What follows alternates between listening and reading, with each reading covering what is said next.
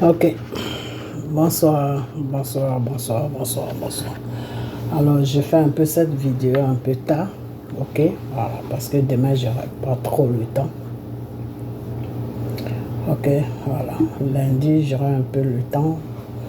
Je vais faire une deuxième vidéo pour vous expliquer. Alors, dans cette vidéo, tous ceux qui vont pas comprendre ce que je vais dire, parce que c'est des trucs un peu spirituels, qu'ils m'écrivent sur ma page pour me dire qu'ils n'ont pas compris. Et puis lundi, dans la journée, je vais faire une autre vidéo où je vais vraiment bien expliquer. Ok, voilà. On va aller un peu plus vite parce qu'il se fait tard, je dois dormir. Alors, j'ai fait cette vidéo, pourquoi? Parce que j'ai attendu... Souvent, j'attends des gens dire des trucs. Et puis, j'ai attendu un frère. Quand je dis frère, c'est frère parce qu'on est tous frères sur la terre. Voilà, le Seigneur nous appelle frères, mes enfants. Donc, entre nous, c'est frères et sœurs. Ok? Voilà. Alors, j'ai attendu un frère qui a dit quelque chose et ça m'a tiqué et ça m'a donné l'idée, je ne sais pas si c'est le Seigneur qui m'a donné l'idée, mais ça m'a donné l'idée d'éclaircir certaines choses parce que souvent, j'ai plusieurs fois parlé de ça, mais les gens ne comprennent pas vraiment ce que je veux dire. Ok? Voilà. Même ceux qui sont vraiment dans le Seigneur, ils ne comprennent pas parce que les choses de Dieu, quand tu n'expliques pas, personne ne peut comprendre parce que le Seigneur même lui-même l'a dit que quand je parle, que ceux qui ont les oreilles puissent attendre. Et ceux qui n'ont pas les oreilles, ben, ils ne pourront pas attendre ce que je dis. Ok, voilà. Ça veut dire quoi? Ça ne veut pas dire que les oreilles que nous avons là, non, ce n'est pas de ça que le Seigneur parle. Le Seigneur dit que quand il parle, ceux qui ont des oreilles spirituelles pour comprendre ce qu'il dit, ceux-là peuvent vous comprendre. Mais ceux qui n'ont pas les oreilles spirituelles, qui comprennent que les choses du monde là, ils ne peuvent pas comprendre. Voilà, c'est ce que le Seigneur veut dire. Ok, quand il dit ceux qui ont les oreilles vont comprendre ce que je dis et ceux qui n'ont pas les oreilles, bah, ils ne comprendront pas ce que je dis. C'est ce que ça veut dire. Ok, voilà. Donc, c'est pas deux fois, c'est pas tout que l'être humain comprend dans la voix de Dieu. Ok, voilà. Alors, qu'est-ce qui se passe déjà? Je vous dis tous bonjour, les enfants de Dieu. Ok, voilà. Et puis, restez toujours dans la parole de Dieu. Restez accrochés à la parole de Dieu qui est la Bible, les prières et les jeûnes. Tout ça, ça fait partie de la parole de Dieu. Ok? Voilà. Restez toujours, demeurez toujours dans la parole de Dieu, les prières, les jeûnes. Et il n'y a que comme ça que votre Père va plus s'approcher de vous. Ok? Voilà. Parce que Dieu, quand tu as besoin de lui, tu le cherches, il est là. Il est là avec toi tous les jours. Mais montre-lui que tu le cherches et il va se présenter à toi. Ok? Voilà. Donc, restez toujours dans ce que lui, il veut, c'est-à-dire qui est sa voix, ok? Car le Seigneur même te dit, marche selon ma volonté, ok? Voilà, donc marcher toujours selon la volonté de Dieu. La volonté de Dieu, c'est quoi? Rester toujours plongé dans sa parole, rester dans les prières et dans les jeûnes. Ça, c'est la volonté de Dieu, ok? Voilà. Donc, je vous dis tous bonsoir, mes frères et sœurs, voilà, et mes enfants. Voilà. Alors, on va parler aujourd'hui de quelque chose de spécial. Ok? Voilà. Mais quelque chose qui concerne M. Gbagbo et la Côte d'Ivoire. Ok? Voilà. Je vais expliquer certaines choses. Et si c'est trop long, on va laisser et puis on va continuer lundi. Alright? Ok. Alors, le problème chez Gbagbo, à chaque fois, je vous dis, suivez M. Gbagbo. Suivez M. Gbagbo. Tous ces hommes, toutes ces personnes qui sont sur la Côte d'Ivoire, qui se disent partis politiques, tout ça là, ne les regardez pas. Suivez M. Gbagbo. Parce que c'est en M. Gbagbo que le bonheur de la Côte d'Ivoire va sortir. C'est à travers M. Gbagbo que Dieu va faire le miracle sur la Côte d'Ivoire. Des fois, quand je le dis, il y en a qui disent « Oh, c'est parce que Gbagbo est bêté. » Moi, je ne suis pas dans ce genre de bêtises là. Ok? Voilà. Des fois, il y en a qui disent, ah, celle-là, elle parle pour parler. Non, je ne parle pas pour parler. Ok, voilà. Et pourquoi je dis de suivre M. Gbagbo? Et des fois, je vous dis que M. Gbagbo est le Moïse de la Côte d'Ivoire. Parce qu'il y a des gens qui disent ça. Oui, c'est Dieu l'a choisi. À travers lui, Dieu va libérer la Côte d'Ivoire. Non. Peut-être qu'il dit ça parce qu'il y a beaucoup qui m'entendent dire ça. Ou peut-être qu'il dit ça parce qu'ils ont envie de dire ça. Ou peut-être qu'il dit ça parce que Gbagbo a traversé beaucoup de choses et il est toujours vivant. Non, peut-être, je ne sais pas pourquoi il dit ça. Mais moi, je dis ça parce que le Seigneur m'a fait des détails sur ça. Alors aujourd'hui, on va rentrer dans ces détails-là pour que vous puissiez comprendre pourquoi je vous dis de suivre M. Gbagbo. Ok, voilà. Déjà, la Côte d'Ivoire n'est pas un pays comme tous les pays. Ok. La Côte d'Ivoire est une terre que Dieu a choisie. Ok. De la façon que Dieu a choisi la terre d'Israël pour passer là-bas, pour être né là-bas, pour libérer, comment on appelle, l'humanité, c'est comme ça que le Seigneur a choisi la Côte d'Ivoire sur le continent africain. Ok, voilà. Le problème, c'est que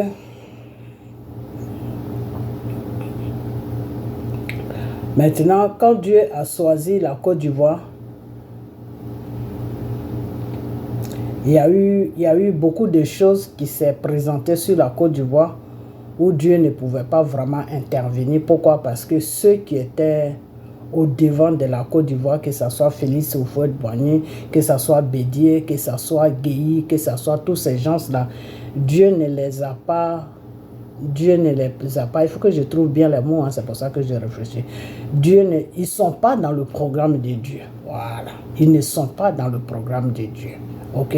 Voilà. Alors, le seul homme qui est rentré qui était dans le programme de Dieu, il s'appelle M. Koudou Laurent Gbagbo. Est-ce que vous comprenez? Voilà. Il y a beaucoup qui vont me demander pourquoi c'est Gbagbo qui était dans le programme de Dieu. Ok. Est-ce que vous connaissez l'histoire de Moïse? Parce que si j'explique l'histoire de Moïse, vous allez comprendre de quoi je parle.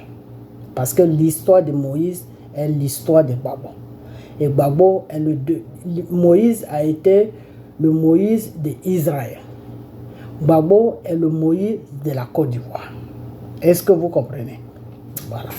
Pourquoi je dis Moïse est le Moïse d'Israël? Parce que c'est Moïse qui a fait que Dieu a attendu l'opprimation du peuple d'Israël. Est-ce que vous comprenez? Voilà. Le commencement de Moïse, c'était quoi? Moïse a été élevé par Pharaon. Moïse avait un lien avec Pharaon, mais du côté de la femme de Pharaon. Donc Moïse a été élevé par Pharaon. Ok. Et Moïse s'est révolté. Il s'est révolté avec Pharaon. Et pourquoi Moïse s'est révolté avec Pharaon? Moïse s'est révolté avec Pharaon parce que Pharaon opprimait le peuple d'Israël. Pharaon maltraitait le peuple d'Israël. Et ça n'a pas plu à Moïse, et Moïse s'est révolté et il a quitté Pharaon. Il est parti de l'Égypte. Il est parti. Il a quitté Pharaon. Ok. Maintenant, quand il a quitté Pharaon, Dieu maintenant va le toucher. Ok? Dieu va toucher Moïse maintenant. Moïse, c'est quelqu'un qui a du mal à parler. Ok? Donc, il a beaucoup de... Il s'énerve, il se révolte beaucoup. Pourquoi? Parce qu'il a du mal à parler. Ok? Voilà. Donc, Dieu va maintenant le toucher. Et Dieu va lui demander que, à travers lui, Moïse, il a compris l'opprimation du peuple d'Israël. Que, à travers lui, Moïse, lui, Dieu, il trouve un besoin de libérer le peuple d'Israël. Mais c'est Moïse seul que lui, Dieu, il peut prendre pour faire ce travail. Et Moïse qui dit à Dieu, mais je ne peux pas. Je connais Pharaon. je sais qui il est très dangereux, c'est un criminel, je ne peux pas aller là-bas. Alors maintenant, Dieu va dire à Moïse que ce n'est pas un problème, je vais te préparer. Et le moment arriva, Dieu dit à Moïse, va dire à Pharaon de libérer mon peuple d'Israël. Moïse qui dit à Pharaon, non, Moïse qui dit à Dieu que je ne peux pas aller tout seul parce que j'ai du mal à parler. Et comment tu veux que je me tienne devant cet homme que j'ai quitté parce qu'il fait des erreurs, il maltraite des gens?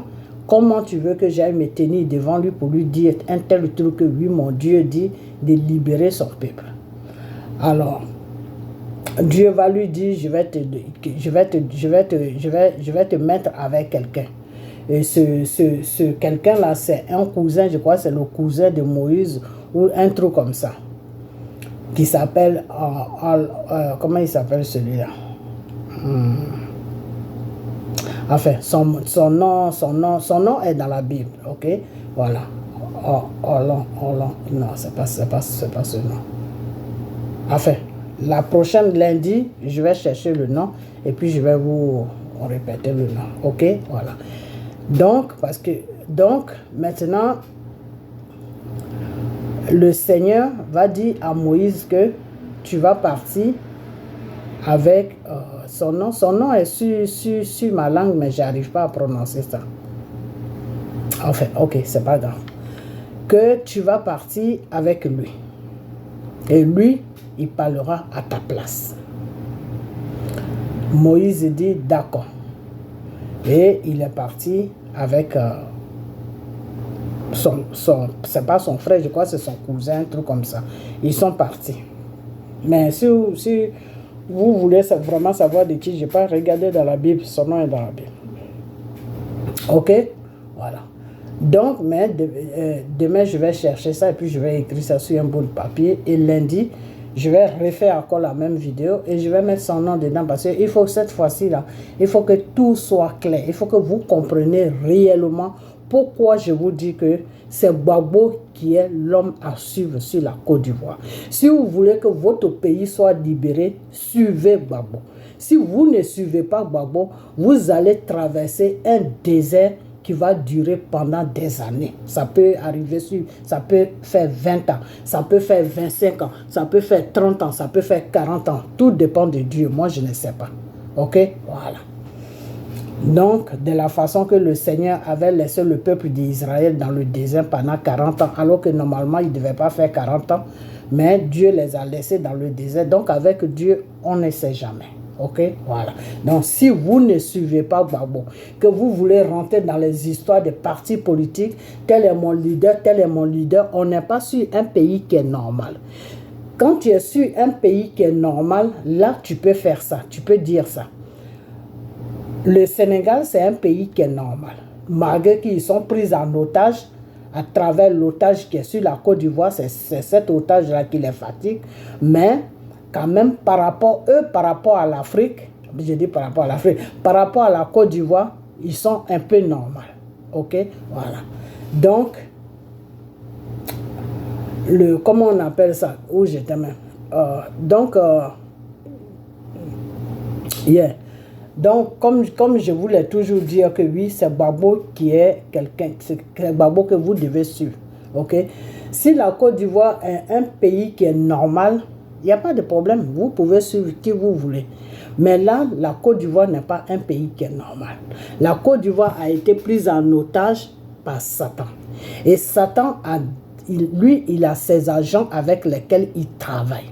Parce que ces agents-là font ce que lui, Satan, il veut que ces gens-là font. C'est comme un démon qui travaille avec Satan, mais il obéit aux ordres de Satan. Donc, quand Satan le commissionne pour aller chez quelqu'un ou pour faire quelque chose à quelqu'un, mais il va le faire à moins que tu sois dans le Seigneur. Quand tu es dans le Seigneur, le démon ne peut pas t'atteindre.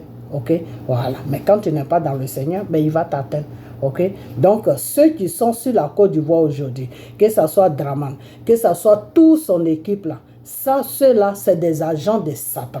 Des fois, quand je vous dis ça, vous pensez que j'ai dit ça pour rigoler, ou bien je dis ça parce que je les aime pas. Moi je n'ai rien contre eux, je ne les connais pas.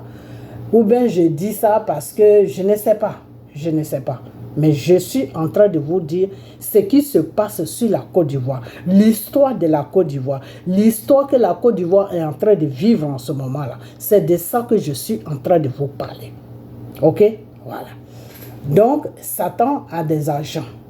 Donc, quand Satan prend un pays en otage, Satan a pris la Côte d'Ivoire, je ne vais pas divaguer. Quand Satan a pris la Côte d'Ivoire en otage, qu'est-ce qu'il a fait? Il a mis ses agents sur la Côte d'Ivoire, qui sont les Dramane, qui sont les Kandia, qui sont toutes ces gens, toutes ces personnes qui sont à la tête de la Côte d'Ivoire. Ça, c'est les agents de Satan. Ok? Alors, pourquoi est-ce que il n'y a rien qui peut les faire décoller? Parce que ce n'est pas des gens qui sont normaux.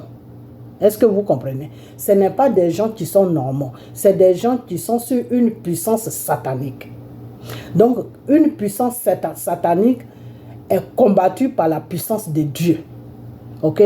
Tu ne peux pas combattre une puissance satanique si tu n'es pas de Dieu.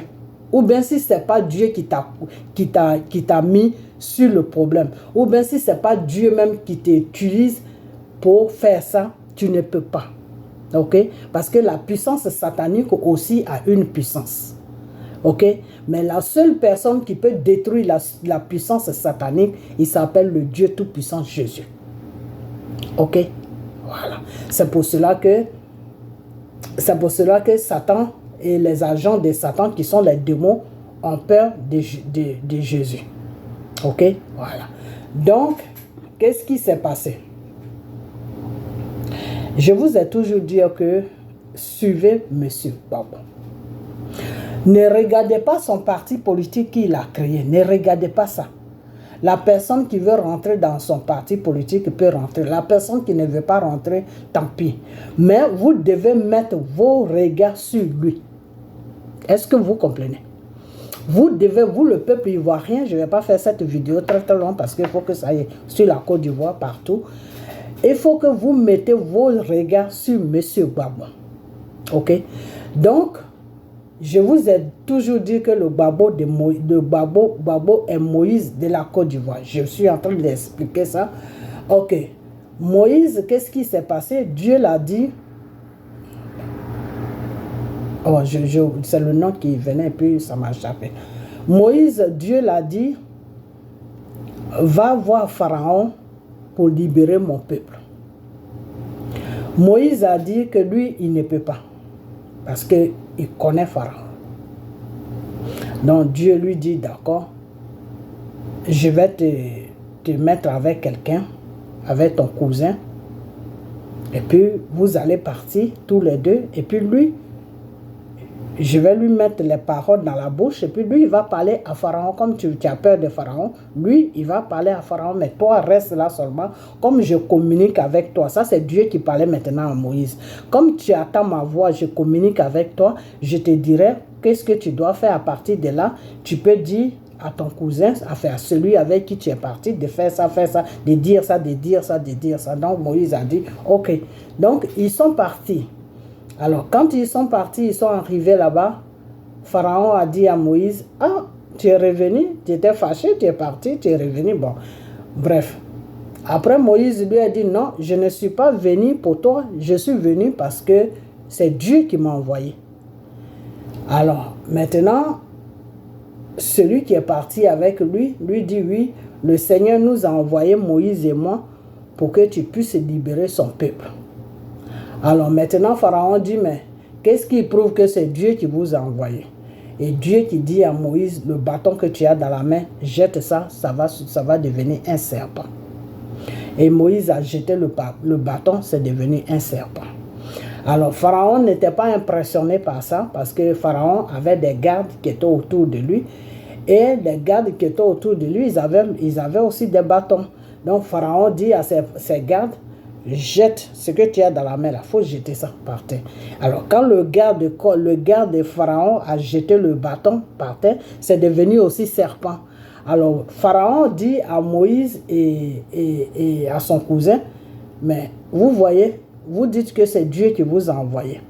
Ce que vous avez fait là, j'ai fait ça aussi. Donc, qu'est-ce qui prouve que c'est Dieu qui vous a envoyé ici? Là, ils étaient bloqués maintenant. Dieu leur dit, revenez, quittez devant lui, revenez. Donc, il répare maintenant. Le combat devient très dur maintenant entre Dieu et Pharaon. Ok? Voilà. Donc, Moïse faisait la navette jusqu'à Dieu prend le dessus sur Pharaon. Ok? Et Moïse sorta du royaume de Pharaon avec le peuple de Dieu qui est le peuple d'Israël. Ok? Voilà. On va laisser Moïse, on va sur Gbagbo pour que vous compreniez ce que je vous dis. Monsieur Gbagbo a vécu avec Houphouët. Houphouët a vu M. Gbagbo grandir. Et M. Gbagbo est rentré dans la politique. Houphouët pensait que M. Gbagbo allait rentrer dans le PDCI et M. Gbagbo a dévié la route. Lui, il a commencé à avoir mal pour le peuple de Côte d'Ivoire, de la gouvernance que Houphouët faisait au niveau des Français. Gbagbo disait que oui, il disait à Houphouët que oui, ta gouvernante que tu fais, c'est une gouvernante de dictature. Celui qui n'est pas d'accord avec toi, bah, tu vas lui rendre visite et puis tu finis avec lui. C'est comme ça que Houphouët opérait. C'est pour ça que tous ces ministres, il n'y avait personne devant lui comment on appelle, pour aller aux élections avec lui. Parce que si tu essaies de le défier net, on va te rendre visite. Ok, le lendemain, on attend que tu es quelque part, tu es mort. Ok, et c'est comme ça qu'il a éliminé tous les grands politiciens qui étaient à l'ouest. Ok, voilà. Donc, Gbagbo connaissant Houphouët, Gbagbo s'éloignait un peu de Houphouët. Gbagbo a commencé à faire un combat avec Houphouët. Quand Gbagbo a vu que sa vie était menacée, il s'est révolté. Gbagbo s'est révolté avec Houphouët. Houphouët, quand il a vu que Gbagbo s'est révolté avec lui, il voulait intimider M. Gbagbo. Ce qui n'a pas marché, Gbagbo a fui, il est parti sur la France parce qu'à cette époque, il était marié avec une Française. Enfin, il était en concubinage avec une Française, après ils se sont mariés. Ok. Alors, la mère de Michel Gbagbo. Alors, qu'est-ce qui se passe? Gbagbo qui rentre maintenant en France. Et au niveau de la France, Gbagbo rentre maintenant dans le secret de la France. Gbagbo donne une certaine confiance aux Français, au gouvernement français, que lui, il n'est pas d'accord avec la gouvernance de Houphouët. Alors Gbagbo est tout de suite accueilli, c'est-à-dire le gouvernement français a accueilli tout de suite Gbagbo avec les bras ouverts. Pourquoi ils ont accueilli Gbagbo avec les bras ouverts? Parce que eux, ils en avaient marre de Houphouët. Parce que Houphouët, les choses, comment on appelle ça? Houphouët les imposait des trucs. Parce que Houphouët a travaillé dans le gouvernement français. Donc, Houphouët connaît le système de gouvernement français. Donc, ça a fait que quand eux, ils parlent, Houphouët ne se laissait pas faire. Et la preuve en est, c'est la France qui a construit toute la Côte d'Ivoire. Au plateau, les immeubles, là, c'est la France qui a construit ça. Et c'est des trucs qu'ils ont construits gratuitement, sans même que Houphouët les donne 1 franc. Et en retour, eux, ils prenaient le café, le cacao, ils prenaient tout ce qu'ils pouvaient prendre. Et quand Houphouët a compris qu'il y avait du pétrole sur la Côte d'Ivoire, Houphouët a caché ce pétrole pour ne pas qu'eux, ils mettent la main sur le pétrole. Donc, l'exploitation s'arrêtait seulement sur cacao et café. Et puis, ils géraient un peu les 2 ports, c'est-à-dire pour les bateaux qui venaient, tout ça, c'est la France qui gérait. Ok, voilà. Donc, en retour, Houphouët leur disait de créer des emplois sur la Côte d'Ivoire. C'est pour ça qu'au temps de Houphouët, il y avait ce système, mais on ne sentait pas ce système. Ok? Parce que Houphouët se mesurait à eux. Ok? Voilà. Houphouët était dans les systèmes de franc-maçonnerie, de tout ça, mais il connaissait tellement beaucoup de secrets sur eux qu'il ne se laissait pas faire. Ok? Et ça embêtait un peu le gouvernement français. Ok? Le fait que Houphouët les défiait à chaque fois, ça les embêtait. Ok? Parce que eux, ils aiment les gens qui vont écraser. Voilà, ça c'est leur mentalité. Ok? Donc, Houphouët les faisait construire la Côte d'Ivoire gratuitement et en retour, il prenait 80% de nos richesses, ok? Et le reste, il donnait au Houphouët. Donc, Houphouët leur disait, créez aussi des emplois parce que avec tout ce que vous prenez, je n'ai rien pour créer des emplois et moi, il faut que mon peuple travaille. Donc, ça a fait que les Français construisaient les usines, des usines de bracodis, tout ça, c'est les Français qui ont fait ça. Hein. Les usines, beaucoup de choses, ok? Voilà. Donc, ils étaient dans ce truc-là avec Houphouët. Donc, quand Gbagbo a commencé à se révolter avec Houphouët, que Gbagbo est rentré sur la France, et ils ont compris que parmi tous les politiciens ivoiriens, c'est Gbagbo seul qui luttait avec Houphouët. C'est Gbagbo seul qui se révoltait avec Houphouët. C'est Gbagbo seul qui pouvait comment on appelle ça, paralyser la Côte d'Ivoire et personne ne bougeait pour aller au travail parce que ces révoltes qu'il faisait avec les étudiants, ça bloquait tout le pays au niveau des transports. Ok?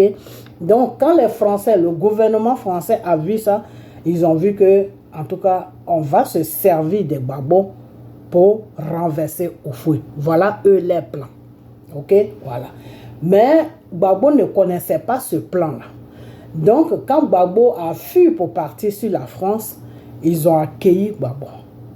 Ils ont mis Gbagbo à l'aise. Ils lui ont donné tout ce qu'il voulait. Donc, Gbagbo était à l'aise.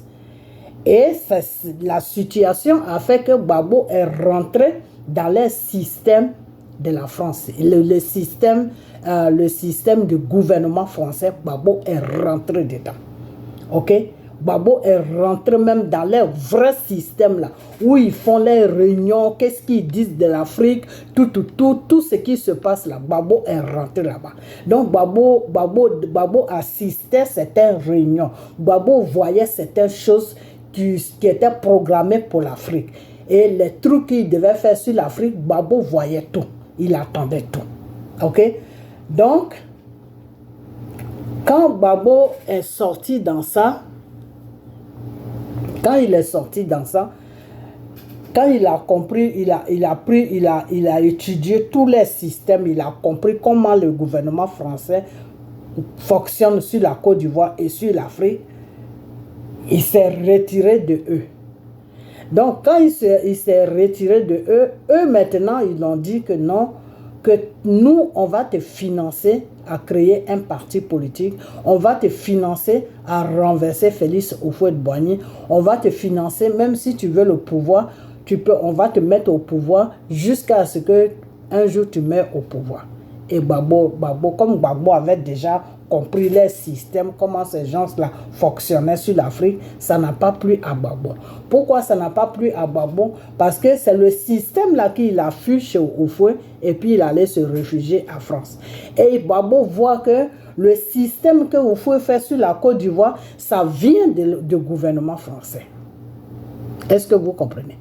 Gbagbo est en train de se rendre maintenant compte que ce n'est pas Houphouët même qui fait ça, mais le système vient du gouvernement français. Donc, Houphouët obéit aux dictatures du gouvernement français. Donc, Houphouët marche comme eux. Houphouët fait tout ce qu'ils lui disent de faire. Houphouët maintenant, Gbagbo commence à se rendre compte maintenant que Houphouët est un sous-préfet français, que ce n'est pas un gouvernement qui gouverne les Ivoiriens, que c'est un sous-préfet que les Français disent fais ça, fais ça, fais ça, et puis il fait. Donc, Gbagbo voit maintenant que la Côte d'Ivoire est en danger. Le peuple ivoirien est en danger avec ce système de la France. Est-ce que vous comprenez? Maintenant, Gbagbo maintenant commence maintenant à se lamater sérieusement. Gbagbo commence maintenant à chercher des alliés pour vraiment poser maintenant son combat, pour montrer maintenant à la France et à Houphouët qu'ils doivent dégager de la Côte d'Ivoire. Ils doivent plus maintenir la Côte d'Ivoire en otage, parce que c'est une prise d'otage qu'ils ont fait à la Côte d'Ivoire. Ok, mais la population ne savait pas ça. Donc maintenant, Gbagbo commence maintenant à faire un vrai combat. Gbagbo commence maintenant à chercher des alliés. C'est comme ça que Gbagbo a pris tous les gens avec lesquels il a formé le FPI, les Simon, tout ça. Ok, voilà. Donc maintenant, Gbagbo va faire tous ces acrobaties là jusqu'à boum. Dieu va ouvrir la porte maintenant pour qu'il vienne gouverner la Côte d'Ivoire. Parce que c'est à partir de là maintenant que Dieu va l'utiliser. Est-ce que vous comprenez? Voilà. Donc maintenant, Dieu crée des situations jusqu'à Bédié vient, il ne reste pas. Comment on appelle? Bédié est frappé par l'ennemi. Dieu ne réagit pas. Comment il s'appelle? Gueye est frappé par l'ennemi. Dieu ne réagit pas. Maintenant, ça arrive autour de Gbagbo. Gueye voulait prendre le pouvoir. Gbagbo fait une annonce que oui, allez-y, arrachez le pouvoir que vous m'avez donné, parce que Gueye veut voler ça. Dieu rentre maintenant en jeu. Dieu maintenant rentre maintenant dans le système des Ivoiriens. Les Ivoiriens se lèvent maintenant comme une seule personne, donne le pouvoir à Gbagbo. Ça, c'est Dieu qui a fait tout ça. Ok. Maintenant, Gbagbo a le pouvoir maintenant. Gbagbo sent maintenant que ça là, s'il n'appelle pas Dieu, le système qu'il a vu sur la France, le système dans lequel Houphouët était avec la Côte d'Ivoire, le même système là est toujours là. Lui seul, il ne peut pas combattre ce système là. Le système est trop fort pour lui. Ok? Il ne peut pas vraiment expliquer ça aux Ivoiriens. Ils ne vont rien comprendre parce que c'est un système satanique. Donc, pour comprendre les trucs sataniques, il faut vraiment que Dieu t'ouvre le système pour que tu puisses comprendre. Ok? Donc, comment Gbagbo va maintenant dire aux Ivoiriens pour que les Ivoiriens puissent faire un bloc maintenant sur lui pour qu'il puisse sortir la Côte d'Ivoire de là où la Côte d'Ivoire se trouve dans la main de la France, de la franc-maçonnerie. Ok?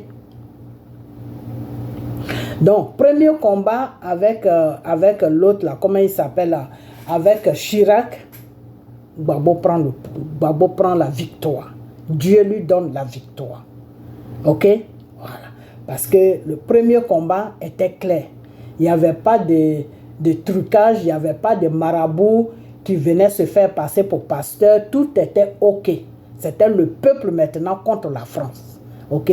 Le peuple devant la France. Et Dieu, il y a beaucoup de gens qui meurent parce que c'est un truc satanique. Ils sont devant les œuvres de Satan. Les Ivoiriens se battent avec les œuvres de Satan qui est des démons. Donc il y aura des morts. Mais Dieu va faire de sorte que les Ivoiriens vont se relever. Ils ne vont pas être abattus. Ça ne va pas les abattre. Ok? Donc Dieu fait le travail et la France jette l'éponge. La France, ça va. Est-ce que vous comprenez? Chirac dit à ses militaires de replier, de rentrer sur la France. La guerre est finie. Ok. C'est là maintenant, Dieu rentre maintenant moi en jeu avec moi. Dieu voit maintenant qu'autour de Gbagbo, il n'y a pas quelqu'un qui peut toucher pour parler à Gbagbo. Tout devient compliqué. C'est-à-dire, le Satan même a pris le contrôle total de Gbagbo. Gbagbo est entouré des œuvres de Satan. Ok? Et ces œuvres de Satan-là se sont fait passer pour des pasteurs. Et les vrais pasteurs même qui avaient le message de Dieu, les œuvres de Satan qui étaient entourées sur Gbagbo ne laissaient plus les vrais pasteurs maintenant que Dieu faisait des vraies révélations de la Côte d'Ivoire, comment Gbagbo devait marcher, qu'est-ce qu'il doit faire pour que le pays soit libre. Les vrais pasteurs maintenant, Dieu leur donnait des messages, mais ces vrais pasteurs-là n'arrivaient plus sur Gbagbo. Pourquoi? Parce qu'il y avait un système satanique qui était autour de Gbagbo qui a bloqué, qui bloquait maintenant. Est-ce que vous comprenez? Donc à la fin, les vrais pasteurs, même que Dieu faisait des commissions, ils n'étaient pas beaucoup, peut-être 1 ou 2 personnes, ils en avaient marre, donc ils ont jeté l'éponge, ils se sont dit, bon, qu'est-ce que nous on peut faire? S'ils nous voient à je m'en fous, à ça fait rien, ben, on va les laisser. Quand eux-mêmes ils vont aller jusqu'à, ils vont cogner le mur, eh ben, ils vont comprendre que tous ceux qui sont assis à la résidence là-bas, qu'ils donnent des enveloppes matin, midi, soir, ce ne sont pas des pasteurs, que c'est des marabouts. Donc ces vrais pasteurs-là que Dieu commissionnait, eux, ils ont baissé les bras, ils sont rentrés dans les coquilles. Ok? Et c'est comme ça que Gbagbo maintenant va de erreur en erreur. Erreur en erreur. Et moi maintenant, je suis quelque part où je ne peux pas rentrer parce que je sais qu'à n'importe quel moment, la situation en Côte d'Ivoire peut se déclencher. Ok? Donc maintenant, j'attends. Il y a une femme qui se dit, elle est la femme du chose, comment on appelle, du garde-corps de Gbagbo. Quand elle est venue, quand on me l'a présentée, ben, j'ai sauté sur l'occasion, j'ai dit, ma soeur, dis à ton mari de dire à Gbagbo de faire attention. Il faut que quelqu'un m'approche. Quand tu vas dire à ton mari que quelqu'un doit m'approcher, dis à ton mari que voilà une dame que je connais, elle veut que quelqu'un l'approche. Dis seulement ça à ton mari. Et il faut que le message arrive jusqu'à ce Gbagbo. Moi, je ne sais pas l'argent qui m'intéresse, je ne cherche rien. Je veux juste parler à quelqu'un de ce qui va se passer pour que vous puissiez prendre votre disposition. La femme m'a dit, oh, il n'y aura rien. Les Français sont rentrés. En ce moment, tout va bien. Je vous parle qu'il n'y avait même pas encore de guerre. Il n'y avait rien. Tout était calme. OK? Voilà. Et les choses, comment on appelle ça? Il n'y avait plus rien. Tout était OK. La femme qui me dit, non, il n'y a rien. Tout est calme. Tout est rentré dans l'ordre. Blablabla. Blablabla. Donc, j'ai commencé à insister. Et quand j'ai commencé à insister, vous savez ce que cette femme m'a dit? Elle m'a dit, oh, c'est parce que tu es resté longtemps en France, tu as grandi en France, donc toi, tu crois que les Français, ils sont la fin du monde, et que tu prends les Français pour des héros. Donc, tu crois que les Français vont faire quoi à la Côte d'Ivoire? Les Français peuvent rire. Elle a commencé à mener ça dans le palabre. Comme ça fait embêter aussi. Elle a commencé à mener ça dans le palabre. Donc, quand elle a commencé à me parler comme ça, j'ai dit, ok, j'ai dit, tu sais quoi, c'est pas une histoire que moi, je supporte France ou je défends les Français. Je suis en train de te dire ce qui va se passer dans le gouvernement de Gbagbo, là où ton mari se trouve là. Arrivé à un certain moment de votre vie en Côte d'Ivoire là-bas, là, il y a une guerre qui va se déclencher sur la Côte d'Ivoire. Et cette guerre-là va traumatiser tout le monde sur la Côte d'Ivoire. Et le pouvoir de Gbagbo là va tomber. C'est de ça que je suis en train de te parler. La femme rentre encore dans son même discours. Le frère même avec qui j'ai pris là, il était là ce jour-là. Il regarde mes vidéos. Ce n'est pas des bêtises que je raconte. Alors, la femme rentre encore dans ces mêmes bêtises. Elle commence à me faire le moral que oui, moi c'est parce que je suis une Française et que c'est pour ça que je crois que les Français, ils sont quelque chose, les Français ne sont rien. Je dis, ok, tu sais quoi, c'est bon, on arrête. On était même chez la grande sœur de celui qui est au devant de nos cultes de tous les dimanches. Et la grande sœur même, elle a commencé à s'énerver. Ah, j'ai mal à la tête, tout. Et quand elle a dit j'ai mal à la tête, j'ai compris. J'ai compris pourquoi, parce que Je répétais, et l'autre aussi me faisait comprendre que ce que je répète, ce que je suis en train de dire, c'était du n'importe quoi qu'elle ne voulait pas attendre. Et moi, j'insistais. Donc, la grande sœur chez qui, la femme chez qui on était, qui est la grande sœur de celui qui est au devant de notre culte, elle maintenant, qu'est-ce qu'elle fait pour que moi j'arrête d'embêter la femme? Elle a dit, ah, j'ai mal à la tête, il y a trop de bruit, j'ai mal à la tête. Alors, si tu es chez quelqu'un et que tu parles et puis la personne te dit, elle a mal à la tête, qu'est-ce que tu vas faire, mes frères et sœurs? Ben, tu vas te taire. Et je me suis tué. Et je me suis tué jusqu'à ce que ça se déclenche sur la Côte d'Ivoire. Ok? Voilà. Donc, après ça, je suis parti, je l'ai déjà dit, je suis parti vers mon cousin mon cousin, je ne vais pas dire son nom, qui est dans PPACI aujourd'hui. Il était dans FPI, il est dans PPACI aujourd'hui. Et ils l'ont même donné une bonne place là-bas. Et je suis allé vers lui, mais je ne vais pas dire son nom pour ne pas le mettre en danger à elle, tout ce qui se passe là-bas. Ok, donc je suis parti vers lui, j'ai dit, ah vraiment, je ne sais pas quoi faire, mais voilà la situation. Et comme lui connaît mon spirituel, il sait qu'il y a des choses que j'ai dit dans la famille et qu'eux-mêmes ils ont vu. Donc il a dit, mais qu'est-ce que je vais faire? Qu'est-ce qu'on peut faire? Je dis, ok, tout ce que tu peux faire, si tu peux me mettre à cette époque, Blé Goudé était avec Babon. Okay? J'ai dit, si tu peux me mettre en contact avec Blé Goudé, ça serait bien.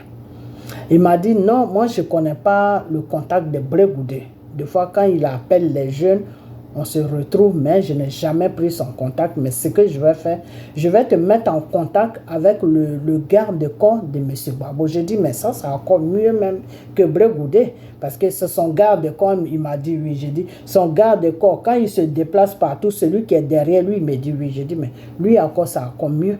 Parce qu'à n'importe quel moment, il peut lui prendre 5 minutes pour lui expliquer la situation. Donc, mets-moi en contact avec le monsieur.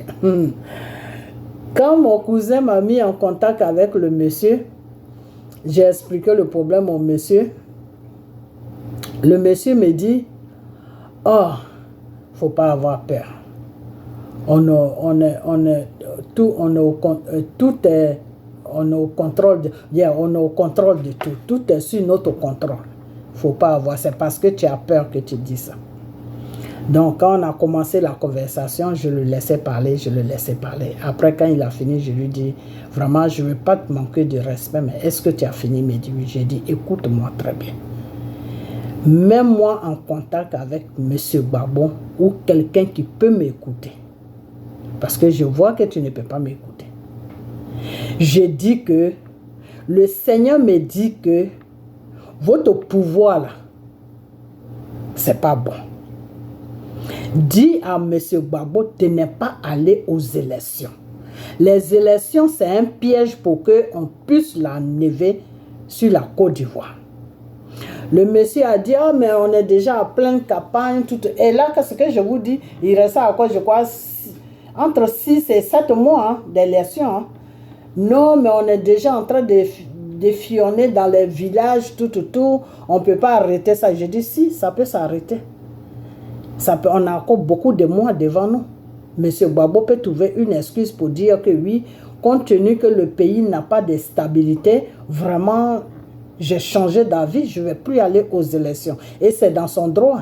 Il a le droit de faire ça. Car c'est Dieu qui m'a dit de lui dire ça. Donc Dieu va créer une situation. Quand il va dire ça, là, les gens ne vont pas se plaindre, ils vont accepter. Jusqu'à ce que Dieu lui-même trouve une solution. Comment il faut faire pour libérer la Côte d'Ivoire. Le monsieur me dit non, je vais revenir sur le problème de Moïse, mais je vous donne des détails d'abord. Le monsieur me dit non, il ne faut pas avoir peur, c'est parce que tu as peur, il n'y a rien, tout est sur contrôle, tout, il y a la Russie qui est avec nous. Je dis, hein? La Russie me dit oui, je dis ok. Donc maintenant, moi je rentre en prière, je demande à Dieu, je dis, mais Père, il me dit qu'ils ont des alliés, mais le Seigneur me dit, ils n'ont personne. Ils vont se retrouver devant une situation qui va les dépasser. Ils n'ont personne. Alors, faites tout pour leur dire d'arrêter ce qu'ils sont en train de faire. Donc, je repars encore chez le monsieur. Le téléphone sonne, il prend. Je dis, oh, vraiment, frère, on va revenir encore sur le même débat. Il me dit, mais la soeur, tu me fatigues avec ça. faut pas avoir peur. Je sais que tu as peur, c'est pour ça que tu fais tout ça. Il faut être tranquille là-bas. Tout va rentrer dans l'ordre, on va faire les élections, blablabla, tout va finir. Et puis, bon, je vais venir aux États-Unis, je vais venir là où tu es, et puis on va se voir. Et puis, si tu veux, on peut même descendre sur la Côte d'Ivoire, tout. Et puis après, tu peux rentrer. Je dis, écoute-moi très bien. Je suis en train de te parler sérieusement. Parce que là, si je te laisse là, je ne vais plus t'appeler. Parce que j'ai comme l'impression que tu me prends un peu pour une idiote. Et ça m'énerve parce que moi, je sais ce que Dieu me dit. Il me dit, bon, qu'est-ce que Dieu t'a dit? Et je rentre dedans, je lui dis, le Seigneur dit, les élections que vous êtes en train de préparer là, d'arrêter ça, que c'est un piège. Que vous allez perdre votre pouvoir et il y aura beaucoup de morts sur la Côte d'Ivoire. Il faut arrêter parce que vous n'êtes pas dans les bonnes conditions pour aller aux élections. Il me dit, c'est Dieu qui t'a dit ça. Je dis, oui, c'est Dieu qui m'a dit ça. Il me dit, ah, Dieu te parle. Je dis, oui, Dieu me parle. Il me dit, d'accord. Je vais voir le patron. Il parlait de Babo. Je vais voir le patron et puis demain, je vais t'appeler. Je dis, ok. Ce monsieur-là ne m'a jamais appelé jusqu'à aujourd'hui. Je ne sais même pas s'il vit encore. J'ai appelé mon cousin pour lui dire, mais le monsieur, il ne m'appelle pas. Et moi, ça me gêne maintenant de l'appeler aussi. Parce que quand je l'appelle, j'ai comme l'impression que je le dérange. Mon cousin me dit, je vais essayer de le joindre et puis je vais venir vers toi. Et quand mon cousin, après 3 ou 4 jours, il m'a appelé, il m'a dit, ah, je n'arrive pas à le joindre, je l'appelle, mais il ne prend pas mes coups de fil, je ne sais pas pourquoi il ne prend pas mes coups de fil. Je dis, ok, il faut laisser tomber. Laisse tomber parce que je ne sais plus quoi faire. Je n'ai pas de solution.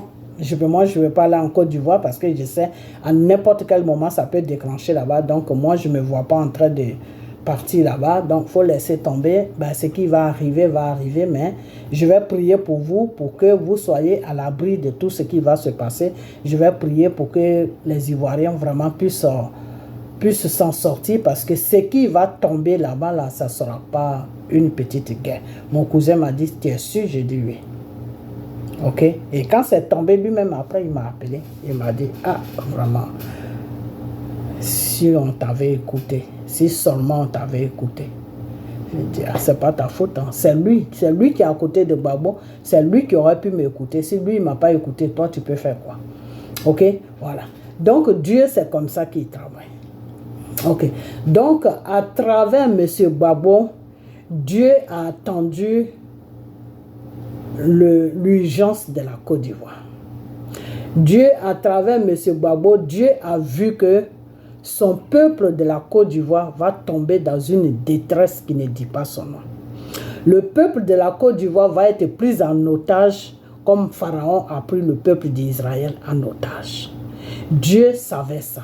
Donc c'est pour ça que quand Babo est rentré sur le pouvoir, Dieu s'est présenté, pas présenté, mais Dieu est venu dans son affaire de gouvernement.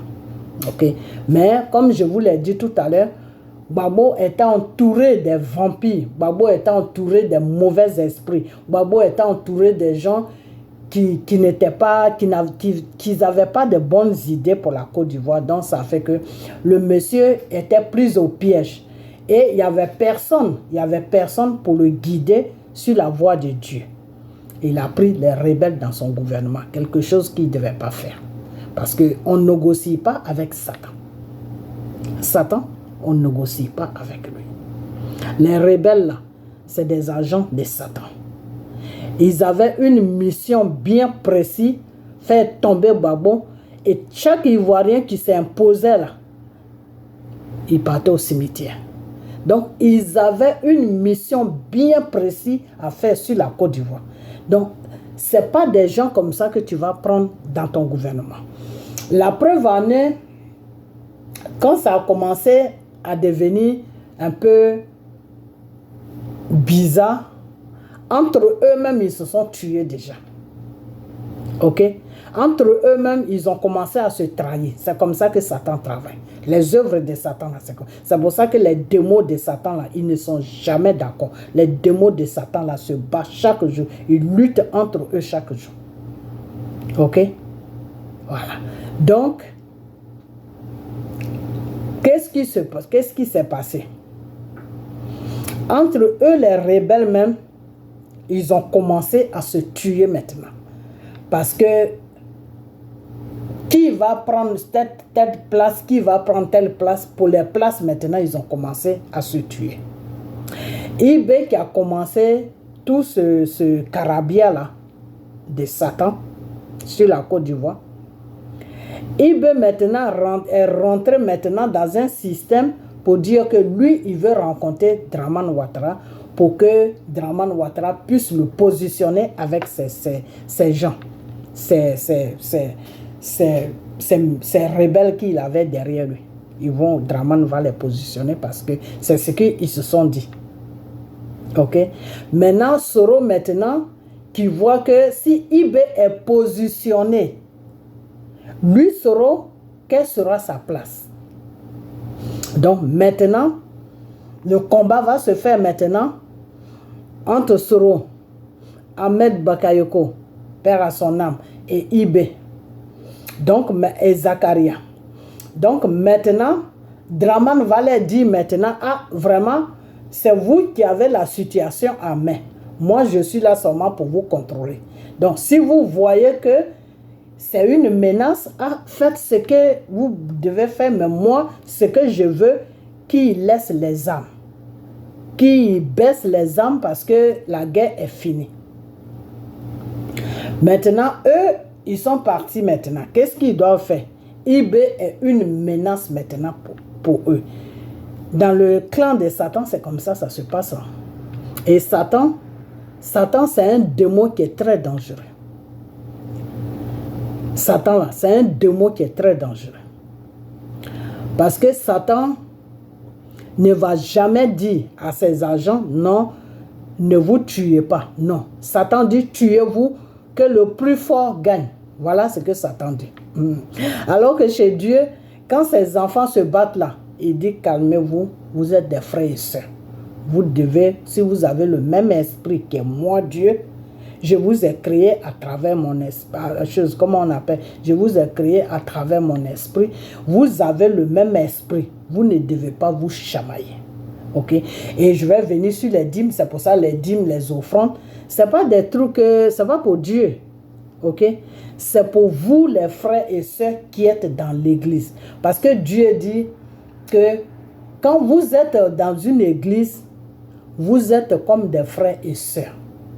Quand ton frère a des problèmes, toi, la sœur, tu dois aider ton frère. Si la sœur, toi, tu as des problèmes, ton frère, il doit t'aider.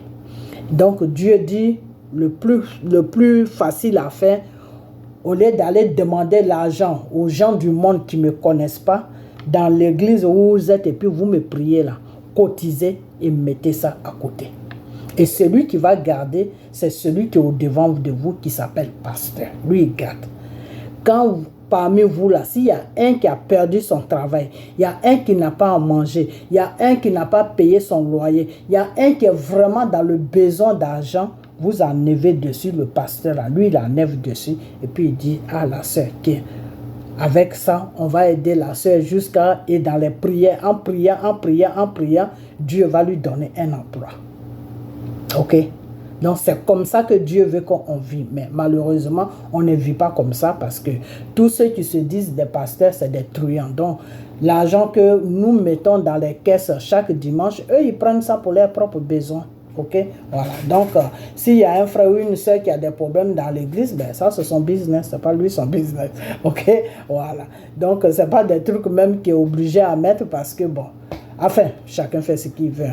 Ok? Donc, mais il faut quand même mettre parce que tu ne peux pas rentrer dans la maison de Dieu, prier et puis sortir comme ça, c'est pas bien. Devant Dieu, c'est pas bien. Ok? Voilà. Donc, Babo était entouré des choses, des pouvoirs sataniques. Et c'est ça qui a fait qu'il a commencé à faire n'importe quoi. Déjà, aller aux élections où il ne devait pas aller. Prendre des rebelles dans son gouvernement, il ne devait pas le faire. Donc, tout était ménagé dans sa main. Ok? Et lui, tout ce qu'il voyait, c'était seulement la liberté. Je veux la paix pour les Ivoiriens. Pourquoi? Parce que Gbagbo a vu la souffrance des Ivoiriens avant même que les Ivoiriens soient dans la souffrance. Je recommence. Gbagbo a vu la souffrance des Ivoiriens avant même que les Ivoiriens soient dans la souffrance. Comment Gbagbo a vu la souffrance des Ivoiriens? Quand Gbagbo s'est révolté avec Houphouët et qu'il est parti en France et que le gouvernement français l'a pris et puis il est rentré dans leur système, c'est à partir de là qu'il a vu la souffrance des Ivoiriens. Que si un jour demain Houphouët n'était pas là, la Côte d'Ivoire allait voir un chaos qui ne dit pas son nom. Donc c'est contre ça que Gbagbo se battait avec Houphouët. Ok, mais Houphouët ne pouvait pas baisser les bras parce qu'il était déjà dans le système. C'est un système. Ok, voilà. Donc, et c'est pour cette raison même que Houphouët n'a pas pu faire du mal à Gbagbo. Pourquoi? Parce que Houphouët a vu que Gbagbo avait compris le système. Donc, si un jour, demain, qu'il n'est pas là, Gbagbo peut lutter avec eux. Et c'est pour cette raison que Houphouët a épargné la vie de Gbagbo. Puis bon, il y avait Dieu aussi qui était là. Dieu l'avait déjà choisi pour faire ce travail. Ok, voilà. Donc, qu'est-ce qui se passe? Gbagbo avait déjà vu la souffrance des Ivoiriens avant que cette souffrance ne vienne. Donc, le Seigneur a choisi Gbagbo quand Gbagbo a eu le pouvoir net. Quand Guéhi est quitté, puis Gbagbo s'est présenté, c'est à partir de là que le Seigneur est rentré en jeu avec Gbagbo. Ok? Et c'est pour ça que quand Gbagbo a lancé l'appel que oui, Guéhi m'a volé ma victoire, les Ivoiriens, tout au bord des Ivoiriens s'est levé, ils ont été chercher la victoire de Gbagbo pour lui remettre ça. Ok? Voilà, parce que ils étaient sur emprise de Dieu. Ils étaient sur le pouvoir de Dieu. Ok, voilà. Donc, même les ennemis de Gbagbo se sont levés pour aller chercher le pouvoir. Ok, voilà. Donc, maintenant, pourquoi je vous dis toujours que Gbagbo est le Moïse de la Côte d'Ivoire? Parce que ça, c'est l'histoire de Moïse. Moïse a compris, quand Moïse était avec Pharaon, Moïse s'est révolté avec Pharaon et c'est cette révolte-là qui a fait que Moïse s'est fâché et il a quitté Pharaon et il est parti. Et quand il est parti, dans cette démarche-là, Dieu l'a touché. Et Dieu l'a dit, Moïse, je vais t'utiliser parce que tu connais Pharaon. Tu connais la souffrance de mon peuple qui est chez Pharaon là-bas, qui est le peuple d'Israël. Tu connais les souffrances, car c'est les souffrances qui a fait que tu t'es révolté avec Pharaon. De la façon que Pharaon les maltraitait, ça ne t'a pas plu et c'est pour cette raison que tu t'es révolté avec Pharaon et tu as quitté Pharaon. Donc tu es bien placé pour que je puisse t'utiliser pour libérer mon peuple parce que tu connais Pharaon. Ok? Donc c'est la même chose avec M. Gbagbo. Des fois, les gens demandent, mais est-ce que c'est Gbagbo seul qui peut libérer la Côte d'Ivoire? Oui, c'est Gbagbo seul qui peut libérer la Côte d'Ivoire. Pourquoi? Parce que Gbagbo connaît la souffrance des Ivoiriens. Gbagbo connaît ce qui maintient les Ivoiriens dans la souffrance. Gbagbo connaît le système qui maintient les Ivoiriens dans la souffrance. Gbagbo connaît le système français. De la façon que Moïse connaissait Pharaon là, c'est comme ça que Gbagbo connaît le système français.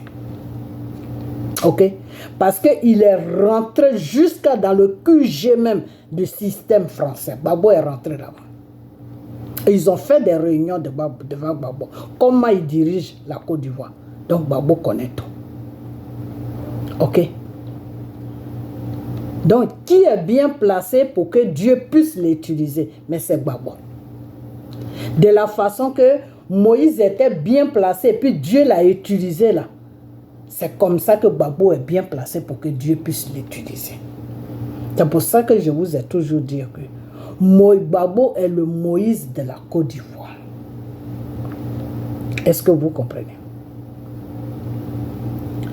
Maintenant, quand Moïse s'est révolté et puis il est parti là, et que Dieu l'a pris pour l'utiliser pour pouvoir libérer le peuple d'Israël, Moïse ne connaissait pas Dieu.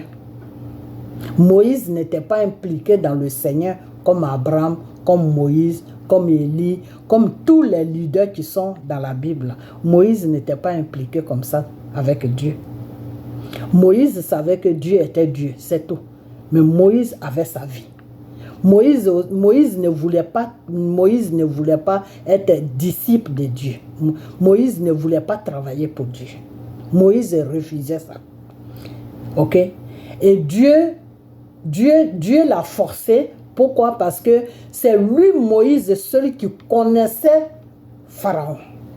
Parce qu'il a grandi avec Pharaon. De la façon que Gbagbo a grandi avec Houphouët. De la façon que Gbagbo a grandi avec le gouvernement français. C'est comme ça que Moïse a grandi avec Pharaon. Donc Moïse connaissait comment Pharaon réagissait. Comment il faisait. Quand Pharaon tousse là, ça tourne là, qu'est-ce que ça veut dire? Moïse connaissait tout ça. Ok. De la façon que Gbagbo connaissait Houphouët, de la façon que Gbagbo connaît le gouvernement français, comment ça fonctionne là. C'est comme ça que Moïse connaissait Pharaon. Donc, qui était bien placé pour faire l'œuvre des choses du peuple d'Israël? Mais c'était Moïse. Et c'est pour ça que Dieu a pris Moïse. Sinon, Moïse n'était pas un vrai homme de Dieu. Non. Moïse n'était pas un vrai homme de Dieu. Moïse même refusait pour travailler pour Dieu. Mais Dieu l'a forcé parce que c'est lui seul qui était bien placé. C'est lui qui connaissait Pharaon. C'est lui qui savait comment Pharaon fonctionne. C'est lui qui savait tout. Mais lui, tout simplement, il ne voulait plus retourner chez Pharaon parce qu'il voyait que Pharaon était un démon. Ok? Moïse ne voulait plus retourner chez Pharaon. Donc quand Dieu lui a dit, va dire à Pharaon de libérer mon peuple, lui, il ne voulait pas partir là-bas. Donc il a dit à Dieu que moi, j'ai du mal à parler. Comment tu veux que je parle à ce monstre qui s'appelle Pharaon? Je ne peux pas aller là-bas. Donc, comme Dieu voulait l'utiliser pour faire ce travail, Dieu a dit, je vais te faire partir là-bas avec ton cousin qui s'appelle Aaron. Je crois que c'est Aaron, un truc comme ça. Vous allez partir. Lui, il n'a pas du mal à parler. Donc, moi, je vais te mettre les mots dans ce que vous devez dire. Je vais te dire ça. Et puis, lui, tu vas lui dire. Et puis, lui, il va parler. Ok? Parce que Dieu savait très bien que Moïse ne voulait plus partir chez Pharaon. Donc Moïse cherchait des excuses et Dieu, comme il connaissait les pensées de Moïse, il a dit d'accord, je vais te mettre avec quelqu'un. Si tu ne peux pas parler, quand vous allez arriver là-bas, lui il va parler. Toi seulement, il faut faire tout ce que je vais te demander de faire. Donc c'est par toi que je vais lui le guider. Lui qui parle là, c'est à travers toi Moïse que moi je vais le guider. Parce que quand lui comme je ne peux pas le parler, moi je te parle et puis toi tu lui parles. Et donc il va faire ce que moi voilà, c'était comme ça. Donc Dieu avait opéré comme ça. Donc Moïse ne pouvait plus refuser. Moïse était obligé d'accomplir la mission que Dieu lui demandait, d'aller chez Pharaon pour dire à Pharaon de libérer son peuple, qui est le peuple d'Israël. Ok? Parce que c'est Moïse qui a vu la souffrance de ce peuple. C'est à cause de la souffrance de ce peuple-là que Moïse s'est révolté avec Pharaon. Et il est parti. Donc Dieu a dit, mais toi-même tu as vécu ça. Tu as vu ça de tes propres yeux. Ça t'a fait mal. Et tu t'es révolté. Et tu es parti. Donc c'est toi qui es bien placé pour accomplir la mission que je veux. Vous comprenez? C'est pour cela que la prière de la Côte d'Ivoire, quand Dieu demande 20 personnes, il nous faut les 20 personnes. Parce que le Seigneur, quand il doit faire un travail qui est important comme ça pour un peuple, il demande toujours à celui qui vit dans l'histoire, qui a vécu l'histoire. Ok? C'est comme ça que Dieu travaille. Dieu ne peut pas nous dire, nous qui sommes en dehors de la Côte d'Ivoire, de prier et puis lui il va faire le travail. Non, Dieu ne travaille pas comme ça. C'est parce que Dieu ne travaille pas comme ça qu'il a obligé Moïse à faire son œuvre. Sinon Moïse ne voulait pas faire ça. Moïse refusait ça. Ok? Donc c'est la même chose pour Gbagbo. Ok? Gbagbo n'a pas le choix que, comme c'est lui qui a vécu l'histoire de la Côte d'Ivoire, c'est lui qui a vécu tout, c'est lui qui connaît le commencement, c'est lui qui sait comment Houphouët opérait avec ces colons-là. C'est Gbagbo qui sait comment ces colons-là faisaient leurs plans pour détruire la Côte d'Ivoire, pour prendre toutes les richesses de la Côte d'Ivoire, pour prendre la Côte d'Ivoire en otage avec un système satanique. Gbagbo connaît tout ça. Donc Dieu a dit d'accord, comme toi tu connais le système qui est sur le pays, c'est toi que je vais toucher et c'est toi qui vas faire le combat. À travers toi, je vais faire le combat et libérer le pays. C'est comme ça que Dieu travaille. Et c'est pour cela que la France ne fait pas de cadeaux à Gbagbo, parce que la France sait très bien que Gbagbo connaît le système dans lequel ils sont. Est-ce que vous comprenez? La France sait que Gbagbo est allé jusqu'à dans les QG. Il connaît, il sait comment ces gens-là travaillent. Et il sait comment les frapper. Il sait par où passer pour mettre les bâtons dans les systèmes. Gbagbo connaît ça. Donc Dieu a dit d'accord, comme tu connais, c'est toi que je vais utiliser pour libérer la Côte d'Ivoire. Voilà l'histoire de Gbagbo. Est-ce que vous comprenez? Donc c'est pour cela que je vous ai toujours dit que si ce n'est pas Gbagbo pour libérer la Côte d'Ivoire, personne ne peut libérer la Côte d'Ivoire. Parce que personne ne connaît le système qui est sur la Côte d'Ivoire si ce n'est pas Gbagbo. Il y a deux personnes qui connaissent le système, Houphouët et Gbagbo. Houphouët est mort, il reste Gbagbo. Même Bédié, même qui est Bédié là, il ne connaît pas le système. Parce que au temps où Houphouët était au pouvoir là, Bédié, il faisait tellement l'enfant gâté que Houphouët lui n'a pas expliqué beaucoup de choses. Les Français même déjà, ils n'avaient pas trop confiance à Bédié. Parce qu'ils voyaient que Bédié n'était pas trop responsable. Est-ce que vous comprenez? C'est maintenant que Bédié est responsable. Sinon, quand Houphouët était au pouvoir, Bédié n'était pas responsable. Bédié faisait un peu n'importe quoi. Ok? Mais celui qui était déterminé, celui qui fourrait son nez partout, là, c'était Gbagbo. Ok? Gbagbo s'est séparé avec la maman de Michel. Ce n'est pas parce que les deux ne s'aimaient pas. Ou ce n'est pas parce que la femme l'a trompé, non. Gbagbo s'est séparé avec cette femme à cause de la Côte d'Ivoire. Parce que quand Gbagbo a vu le système de la France, du gouvernement français, Gbagbo a dit non, si je ne sauve pas ce pays-là, je ne vois personne qui peut sauver ce pays-là. Est-ce que vous comprenez? Parce que tous ceux qui connaissaient le système qui pouvait sauver le pays, au fond, il les a tous terminés. Sur l'ordre du système français. Est-ce que vous comprenez? Mais il n'arrivait pas à mettre Gbagbo KO. Je ne sais pas, peut-être Dieu avait préparé ça. Donc il n'arrivait pas. Il faisait tout, mais il n'arrivait pas. Est-ce que vous comprenez? Et quand Houphouët a compris, et il a compris quand il a commencé à vieillir un peu, quand Houphouët a commencé à vieillir, Houphouët s'est rendu compte que le combat que Gbagbo faisait, c'était pour sauver le peuple ivoirien. Que Gbagbo ne le faisait pas pour lui-même. Et c'est à partir de là que... Et quand Houphouët aussi a compris que ces gens-là voulaient lui faire un coup d'état en passant par Gbagbo, c'est à partir de là que Houphouët a compris à qui il avait affaire. C'est à partir de là que Houphouët a compris qu'il était dans un système qui bouffait eux-mêmes leurs propres enfants. Est-ce que vous comprenez? C'est là que Houphouët a compris que chien mange chien.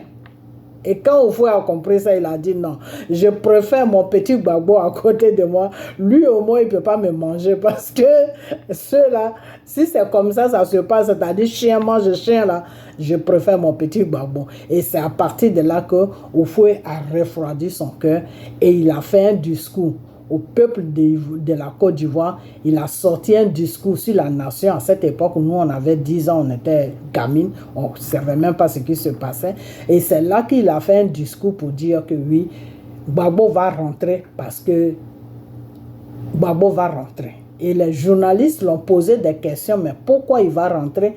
Parce qu'il cherche à aller au pouvoir, aller aux élections avec toi, il te dénonce, il fait des trucs qui ne sont pas bien pour ton pouvoir. Pourquoi tu veux le faire venir alors qu'il est en France là-bas? Oh, Oufoué a répondu aux journalistes que l'oiseau va beau tourner en haut, il viendra toujours s'asseoir sur l'arbre. Donc Gbagbo, il va beau tourner en France, dans tous les pays du monde, il viendra toujours sur la Côte d'Ivoire. Non, ça ne sera rien que je me fatigue avec lui. Il n'est qu'à rentrer dans son pays. Voilà ce qu'Oufoué a dit aux journalistes. Et ce jour-là, tous les journalistes étaient contents, ils étaient en joie. Parce que Oufoué avait pris une bonne décision et Oufoué envoyait des gens sur la France pour aller chercher Gbagbo. Et Gbagbo est venu. Et quand Gbagbo est venu, Gbagbo même voyait que chien mange chien. Parce que les propositions qu'ils ont fait à Gbagbo, comment ils doivent le préparer pour faire tomber Oufoué, quand Gbagbo a vu ça, il était traumatisé. Il a dit, mais non seulement le vieux là, il est dans un sérieux problème, et puis la Côte d'Ivoire est dans un sérieux problème. Et c'est comme ça que Gbagbo a dit non. Il n'y a que moi seul qui peut sauver ce pays-là avec ce peuple-là. Donc quand Oufoué a envoyé des gens, Gbagbo n'a même pas réfléchi 2 fois. Il est rentré immédiatement sur la Côte d'Ivoire. Et quand il est rentré, il s'est mis devant Oufoué, il a demandé pardon à Oufoué. Parce qu'il avait compris que Oufoué était dans un système qui était plus fort que lui. Oufoué était dans un système où il était obligé de faire certaines choses. Oufoué était dans un système qui le tenait à la gorge. Gbagbo a compris ça. Et c'est pour cette raison que Gbagbo a demandé pardon à Oufoué. Pour que Oufoué puisse le pardonner, et il va essayer de sillonner toute la Côte d'Ivoire pour créer un parti politique où les Ivoiriens vont venir. Et à partir de ça, à partir de ce parti politique, ils allaient maintenant se battre contre le système pour libérer la Côte d'Ivoire de l'emprise d'otages. Vous comprenez? Donc ça, c'était le plan des Gbagbo. Et Oufoué connaissait ce plan-là. Ok?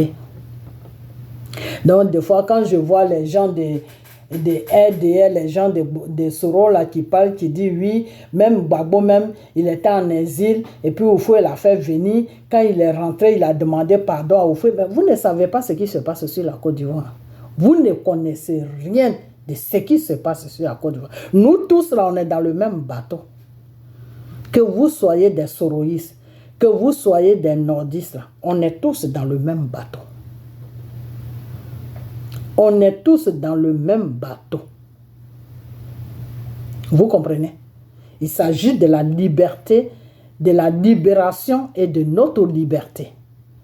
Comme il y a un chose, comment on appelle ça, un colonel de Poutine qui avait dit, quand les journalistes français ont commencé à lui poser des questions, et je vais chercher cette vidéo, je ne sais pas si je vais la trouver, mais c'est Gbagbo Koné qui a mis cette vidéo, et puis j'ai cliqué sur sa vidéo, ils m'ont envoyé cette vidéo, et j'ai cliqué dessus, et j'ai vu le monsieur.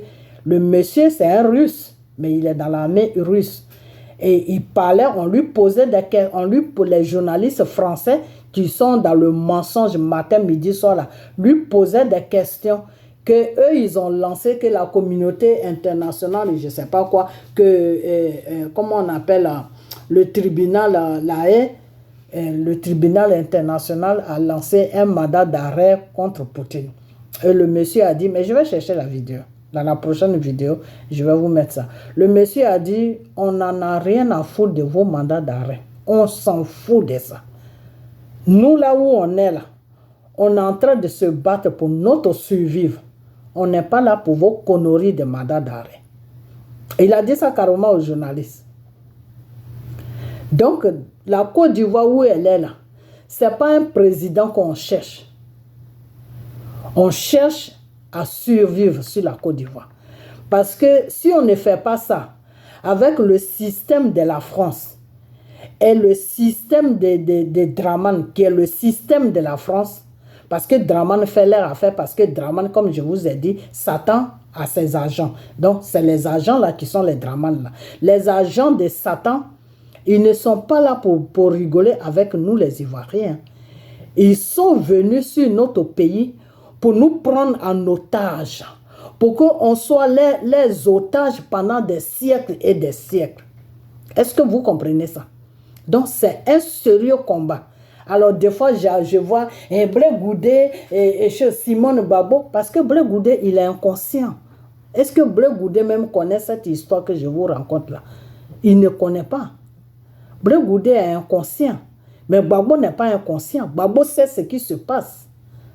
Ok? C'est pour ça qu'à son âge là, il les a dit carrément